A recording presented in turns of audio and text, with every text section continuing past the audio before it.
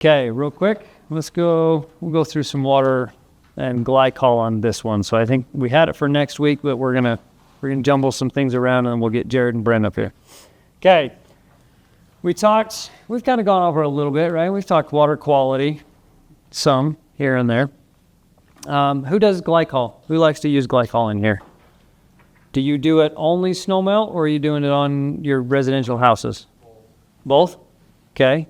Why do we do glycol? What's the main benefit? Freeze protection. Freeze protection, right? Is there any other benefits to glycol? It's better than your water. Better than water. Typical water. What do you mean by typical water? Okay, I like that. Utah water, hard water. Okay. All right. If you're a plumber, you guys know what scale and hard water is, right? And what havoc it reaches in our systems. Okay. Okay. Is there any other benefits to glycol other than freeze protection? It really isn't. Okay. You actually lose heat transfer ability with glycol. And we talked about that. There was that one chart I showed you with BTU transfer, water versus 40% glycol, right? And you actually decrease your BTUs by trying to transfer through glycol. Okay. So glycol is really, the only benefit is for freeze protection. We do it in all of our systems just because, well, if you're in Park City, most of those are vacation homes. So we do glycol for the freeze protection, right? Okay. All right, let's see. I guess I'm going faster than what I'm doing here, right? All right, here's a little chart for you. I think I included it in your book. Just FYI, 50% glycol will take you down to negative 28 degrees, 40% about negative 13, 30% at 4, and 20% at 17. Did I put that in your book? I didn't? Sorry, I thought I did. So if you want to write that down, you can write that down real quick. Okay. You've mentioned you like to do 50%, right? I usually do 50 on snowmelt. On snowmelt? Okay. And you remember the downfalls that we have if we go that high? What are some downfalls if you go 50%? Thicker. Okay. And what would have an issue with thicker glycol? Your circulators. Circulators would, right? Okay. So, not saying don't do it, right? Okay. But yeah, a lot of engineers. So if you're doing a job that an engineer has designed, usually he'll do 50% because he's saving his butt. Okay. If you want to cut some costs a little bit, go to 40%. Okay. So, I mean, you can do what you want to do. Just in our area, 50% is really extreme. So just FYI. Okay. All right. Open versus closed loop. We've mentioned it already a little bit today. We all remember and understand open versus closed. Everybody okay with that? Remember, open loop system versus closed loop? We got that one? Okay. All of our radiant systems, snowmelt systems are open or closed? Closed. Okay. Now, because of that, you got to make sure that you have good glycol. These guys have a good brand, great brand. Or you got to make sure you have inhibitors to keep the water quality, because Utah water, as we all know, is the best in the world, right? Okay. Water's pretty bad in a lot of areas. We have a lot of hard water in most of Utah, right? Park City, there's a lot of minerals in the water up in Park City because of the old mining days, okay? So there's a lot of stuff. So you need to counteract all of those bad water habits that we've got. And if in a closed loop system, you got to make sure that you're keeping it clean and you're keeping it balanced, right? Okay. All right. Here's another couple, I think. Now, I did give you this one in the book, right?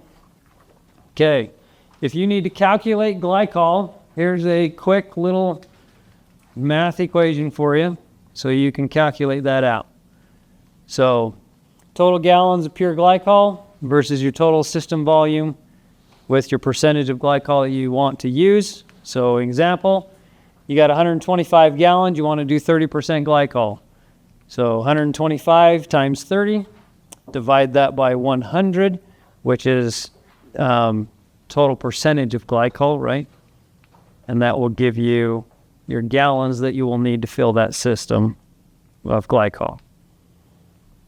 Make sense? Okay, but what if you already have a hydronic system and it's low on gallons or low on percentage of glycol? So Brighton, because they have leaks everywhere up there, right? And they just keep filling it with water because it's fun. But now you got to put glycol in it because it's going to freeze. So if you know what your total system is and you know what you need to do, here's the awesome equation for that, right? You look at this and it doesn't make sense, right? I never understood why there was alphabet in math equations. Never made sense to me. Okay, but you convert that into a formula. So now you can figure out, so in this example, your total system volume, TSV, is 125 gallons. We need to figure out what to get to. Current percentage of glycol is 25%, but we want to go to 40% or 45%. So underneath that, so your system, you got 125, and then 45 minus 25, and then divide that by 100 over 25, or minus 25. You get your 33. So you got to drain 33.3 gallons. Make sure you get that 0.3 in there. Okay, so you need to drain 33 gallons out of this system. You need to add 33 gallons of 100% to now make that system 45%. Okay, math equation sound all right? Everybody's following that one? Hey, seems pretty simple on this one, right? Okay, so just a couple equations for you. All right, let's do an example real quick. So if I have a system that needs 125 gallons and I want to make the glycol solution 30%, how much glycol do I need and how much water do I need? I've already given this Dawn. So what's our equation? I'll give you a cheat sheet if you want. It's in red. And if you look at the page behind it, 2 pages back, it was that one. Did you catch that? Caught it. Okay, so 125 times 30, divide that by 100, gives us the 37.5. Okay? So 37.5 gallons of 100% is needed to make 125 gallons of 30%. Now, can we mix on-site water?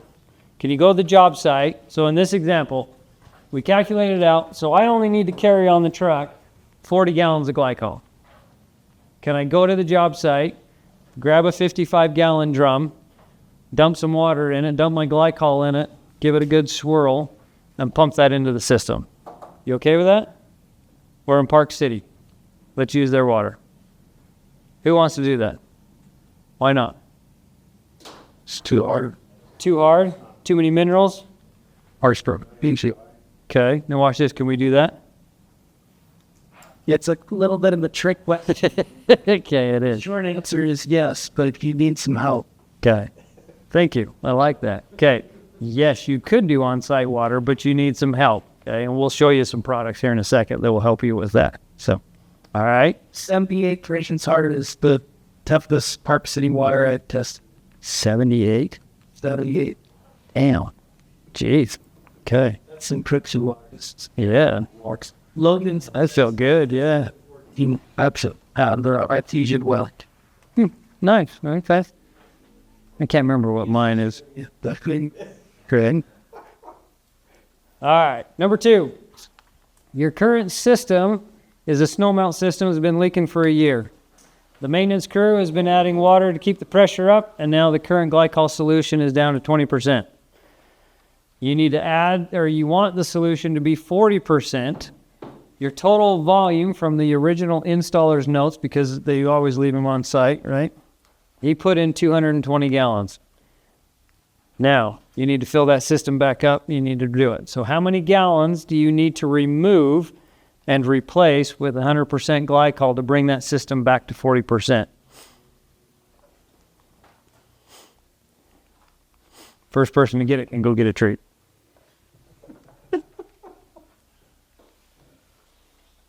So who's got the formula? Who can do the math? I don't have a calculator with me.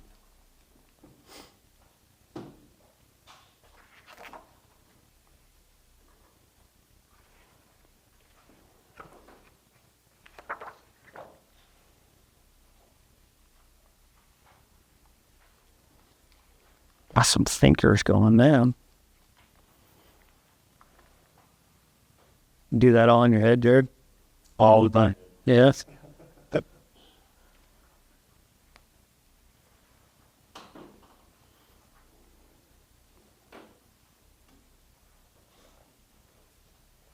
Who's got it?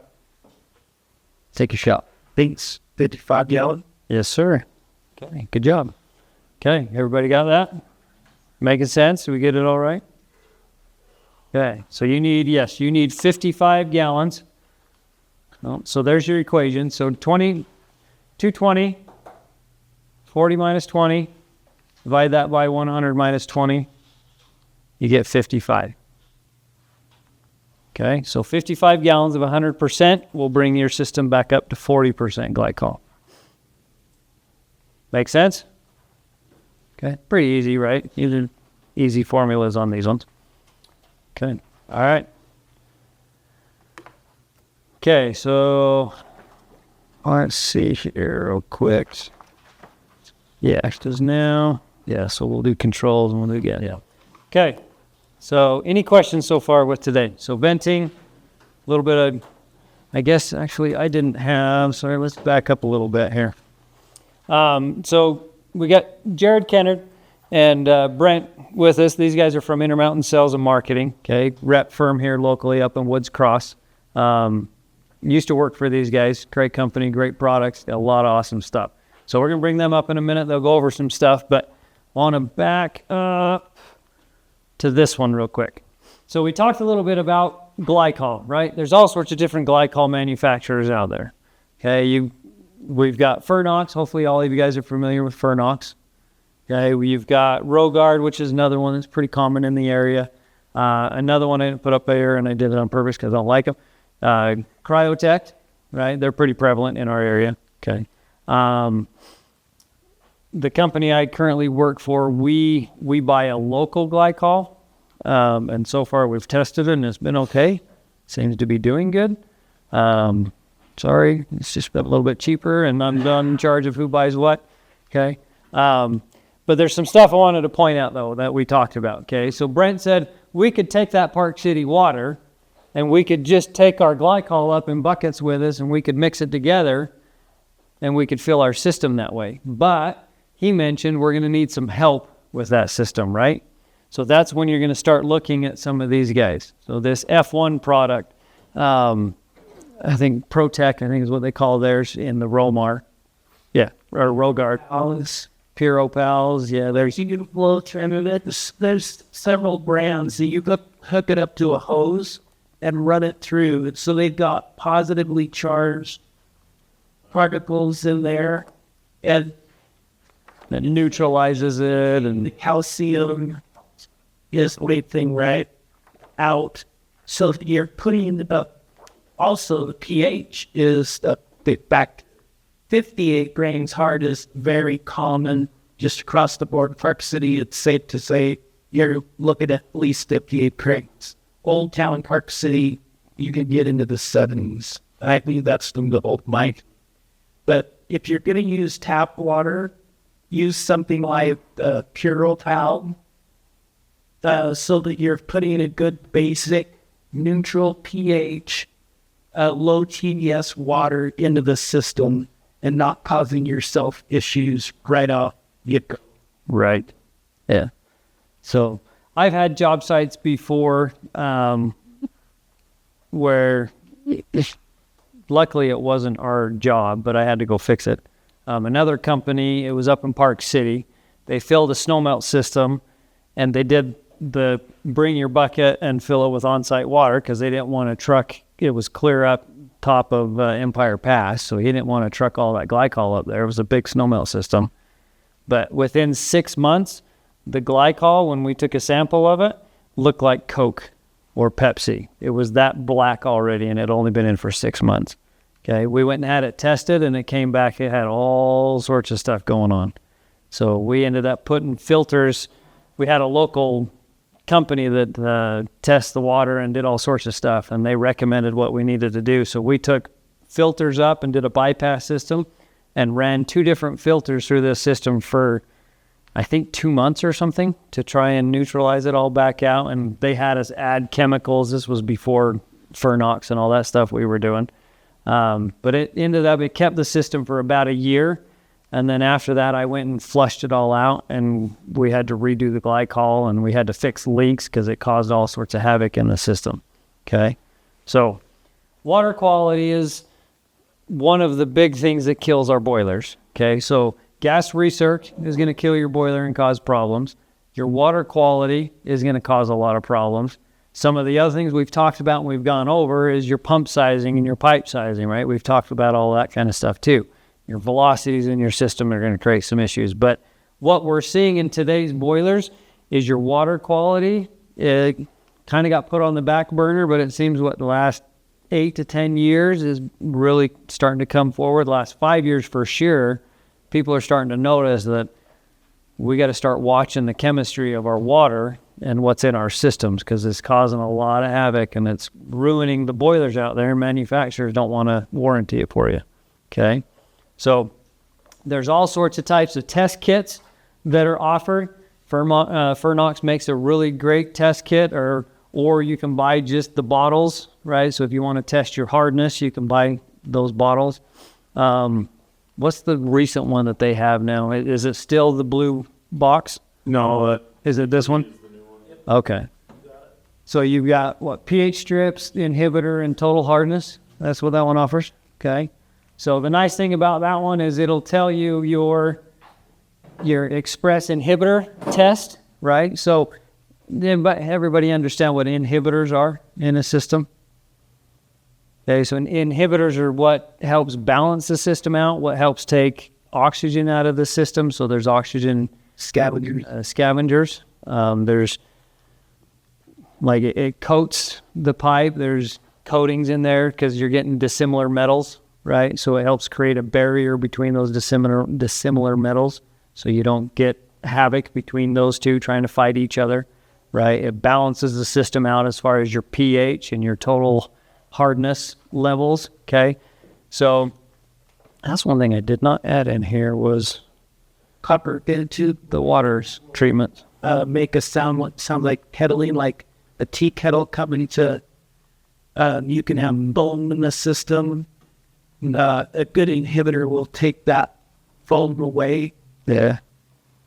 Quiet it down. Okay. So Fernox and these guys, they can go over it, but these guys, this is who you would call for Fernox, right? But they make all sorts of different inhibitors. So this F1 is what Brent was referring to when he says you need a little bit of help. Okay, you want to add some of that F1 into your system, and that will help balance everything out. It'll help treat that water and keep your water decent while it's in the system, in that closed loop system running. Okay. Anything else you want to add to that? Okay. All right, makes sense for everybody? Okay. So as we're going through some stuff, and as Jared, Brand doing show and tell here, if there's a product here, ask questions, right? That's what these guys are here for. We want you guys to get to know who they are, okay? Because they can offer a lot of help for you. They got a lot of different products. They got a good product line. They've been in the business. Jared will obviously introduce himself, okay? But got a lot of experience here between some of these guys. So ask your questions if you got questions, and try and come up with some questions and bring them up, okay? So I'll turn the time over to Jared, and we'll go from there.